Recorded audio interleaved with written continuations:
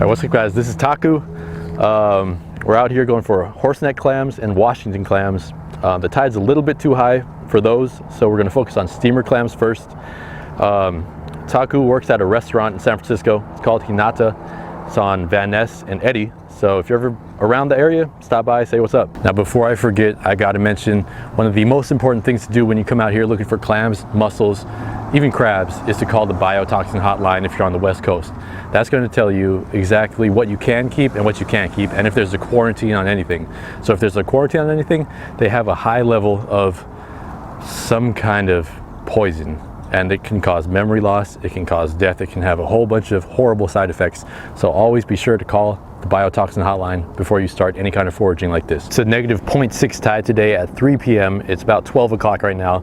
That's why the water is still way too high to go for the horseneck clams, which are really in the mud. A lot of rocks here, so that's why we're focusing on steamer clams first. This is a crab gauge, also a clam gauge. That's 1.5 inch diameter circle, and that's what the clams need to be wide. That's how wide the clams need to be in order to keep them. So got my pitchfork here, also got a hand shovel. Gonna do this, dig around here, and hopefully find some steamer clams. The limit is 50 per person with those guys. A little hand shovel would probably be better than this big old pitchfork, but it does the job at clearing the rocks. And here's one right here. That's a little steamer clam.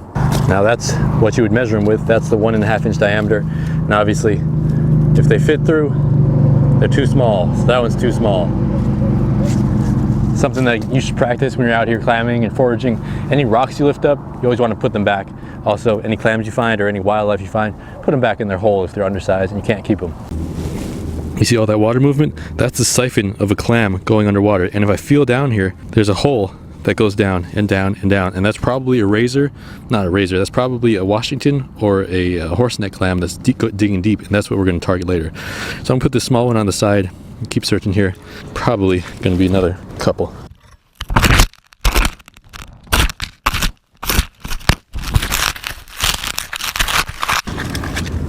Aha! There's one. First keeper? Yes, it is. It touches. First keeper. All right, there it is. One little guy. 50 limit on this. And also, I know I mentioned it, but I'm going to mention it again. Taku is a real chef at a high-end sushi restaurant. So we're going to take these, we're going to take the horsenecks, we're going to take the long neck clams, and we're going to make sushi later. He's going to make some dish he has in mind. He hasn't even made it ever, but he imagined it up last night. So I'm looking forward to what Taku's going to make. Let's get about 49 more of these guys. So now the tide is out far enough where a lot of the sand is exposed. And since I'm new to clamming, I was trying a couple different things. And I was just trying to dig here in the dirt, in the sand. Maybe there would be some steamer clams there, but it looks like there's very few quantities of steamer clams in the sand. They all kind of congregate in the rocky areas. So don't even waste your time, at least from my 1 day of experience clamming, going in the sandy parts for the steamers. Got to focus in the rocks. Look what I got so far. Not a bad haul for 20 minutes. I got 1/5 of a limit so far. That can make some good clam chowder, baby.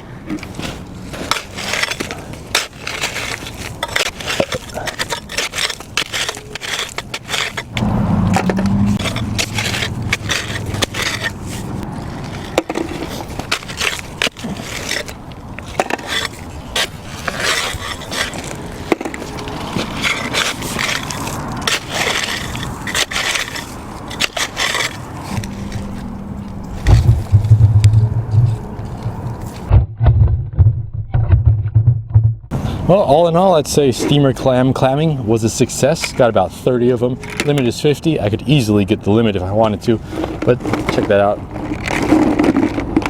More than enough that I'll need for a meal or two with my wife. But these are big. These are good sized clams. And I broke this one, and the rule is if it's a keeper and you break it, you have to keep it. So don't go throwing these back and letting them die and just killing off a bunch of them. So I accidentally hit this with the pitchfork, killed it, but it's big anyway, got to keep it.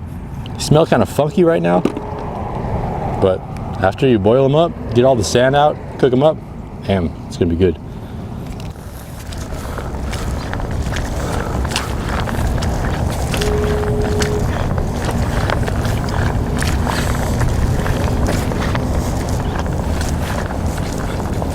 Right in this hole right there, there's a little siphon. See that thing? Let's try to poke it and see where it goes. Never mind, that's clamshell.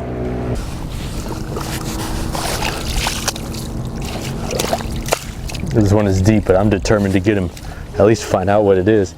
It's a super wide hole. It's probably like 1.5 inches in diameter, so I'm pretty sure that's a big siphon coming out of the water.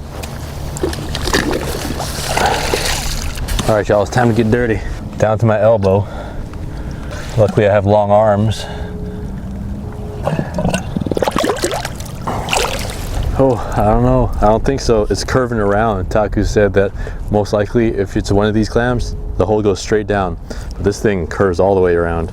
Taku's girlfriend Jocelyn got 4 already. Taku got like 2 or 3. I think he's on his 3rd one. 0 for me. But I think there's one here. So let's try to get it. No, lost the hole.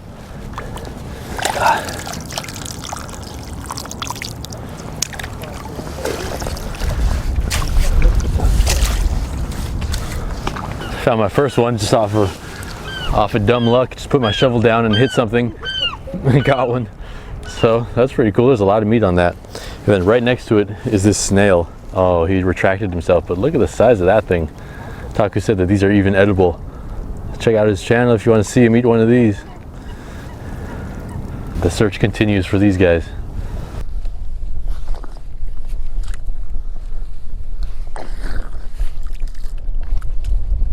Jocelyn's got like 7 or 8 already, so she's just looking around, walking around, looking for these squirts that are coming up. There's one right there, and there's a clam in there for sure. So one just squirted here. I put the stick down to mark it. Now I'm feeling around, and this one is barely even 8 inches deep, but I got it. All right, look at that. Rinse him off for you. Right there, baby. Check that out. That's a hearty clam. Oh man, just like a couple of these. There's so much meat here. And here's the other one. Look at that, 2 of them. So the limit for these is 10 per person per day. So Washington clams and horseneck clams in combination, 10 per day. No size limit. If you break one, you have to keep it. All right, man. These, I wouldn't mind limiting out on these. So we keep searching. Put these away before the seagulls steal it. All right, so Taku marked this one.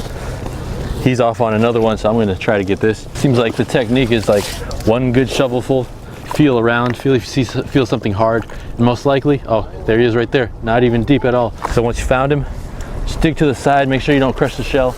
Oh, these birds coming in for my clam. Oh, they found it too.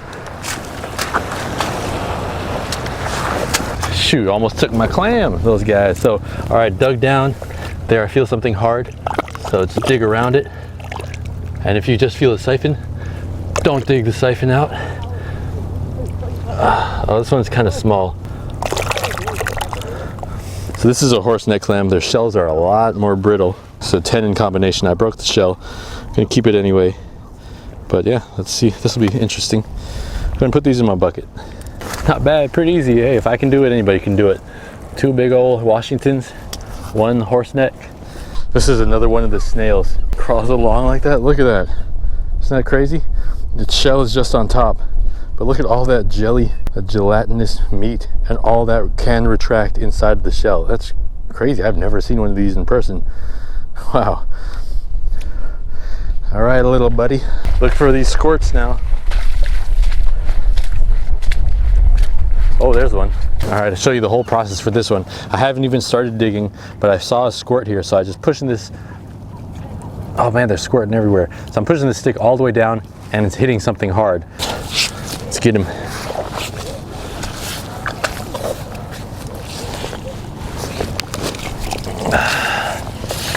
Let's see. Oh, yep, there he is. Right there. Got him. Got him.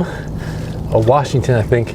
But if it's a horseneck, I gotta be careful. I don't want to break him because the shell is so brittle for these horsenecks.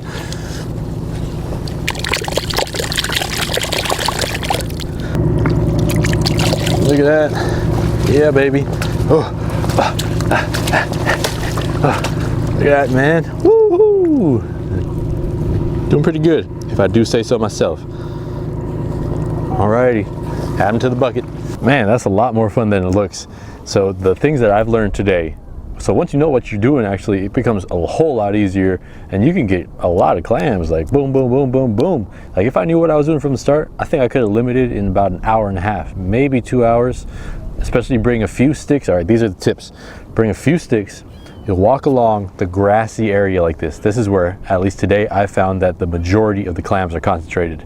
The Washington clams, at least. You'll walk along and you'll start to see squirts. Maybe you can have someone walk in front and then someone trail behind. And once you see a squirt come up, keep your eye on that hole. If you see another one, don't change your direction of your gaze, or else you'll lose it. You'll just lose it. So keep your focus on one hole. Pinpoint it, lock it down, go over to it, stick your pole in it. Now you marked one. If you see a bunch of other ones, pinpoint that one, mark it down, and then you got another one.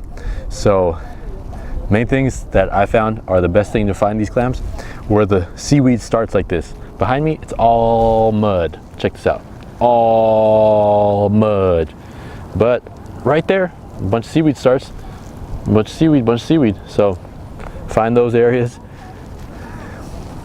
Go and get some clams. Remember to check the biotoxin hotline. It's dirty and I'm stinky. I'm going to take a shower and I'm still going to smell. So that's something you'll have to deal with. But either way, if you're into this, totally worth it. Gonna get cleaned up and go prep up some food, baby. Yeah, let's do it.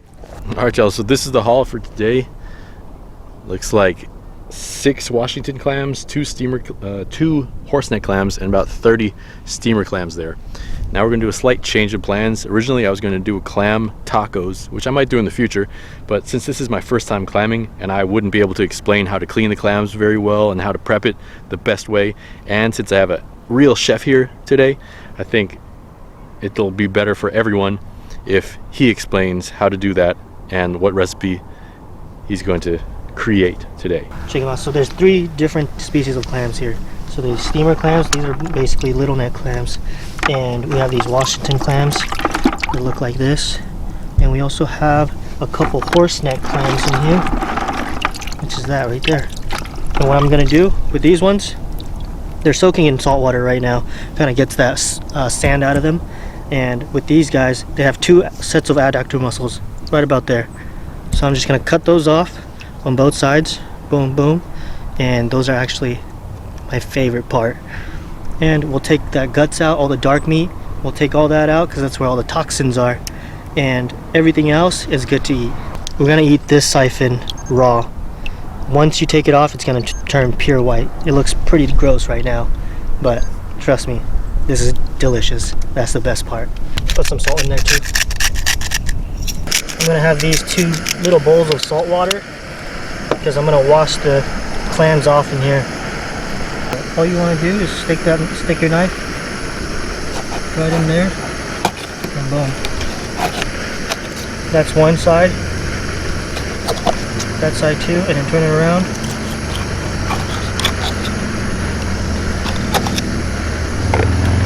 Should open up like that.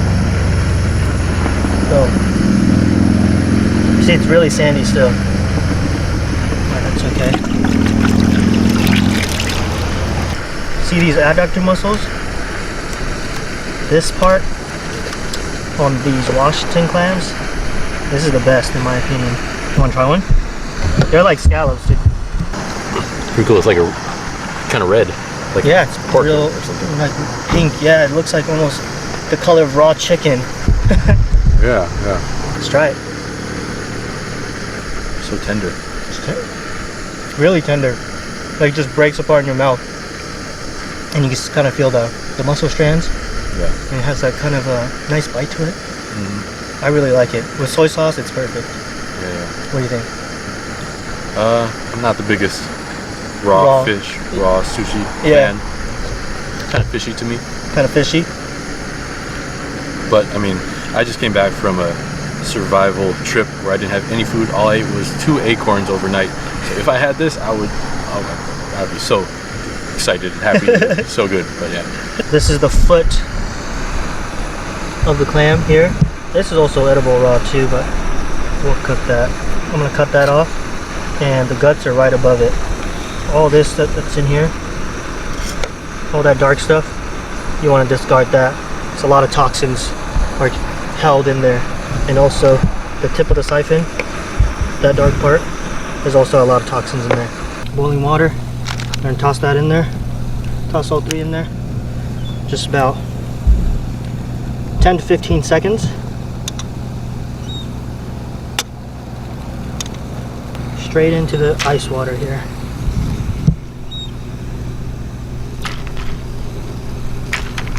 When it goes in one go, then that's when it's there. Just cut off the tip, and we're gonna butterfly this open.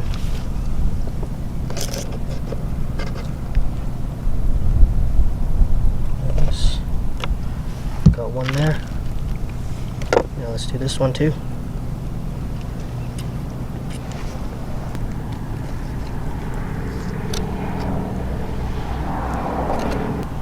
We're gonna throw those in the salt water there.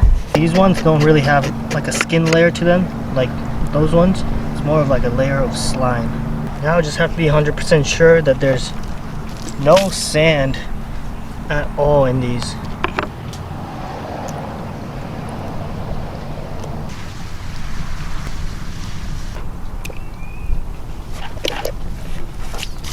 There's just a little bit of cornstarch here. Just vegetable oil there.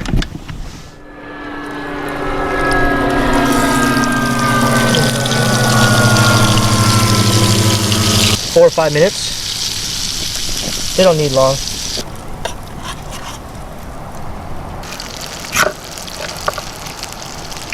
Handful of rice.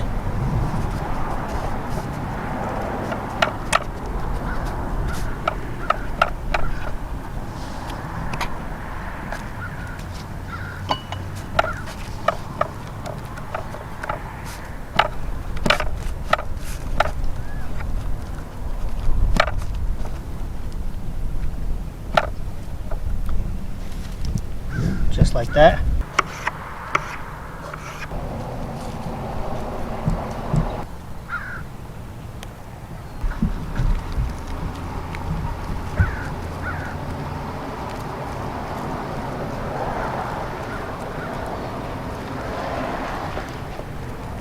Now I'm going to put these siphons right here, right on top. Like that.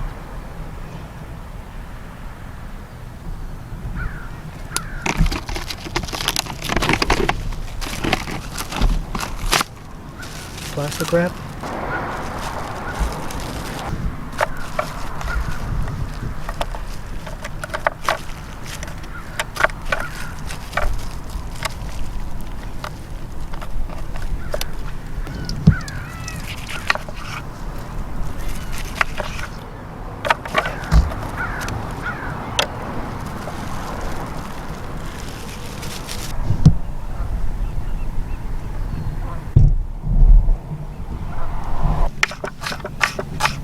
Some sriracha mayo. This is gonna give it a nice lemony freshness. It's not the best looking roll, but I think it'll be tasty. Looks good. It's good.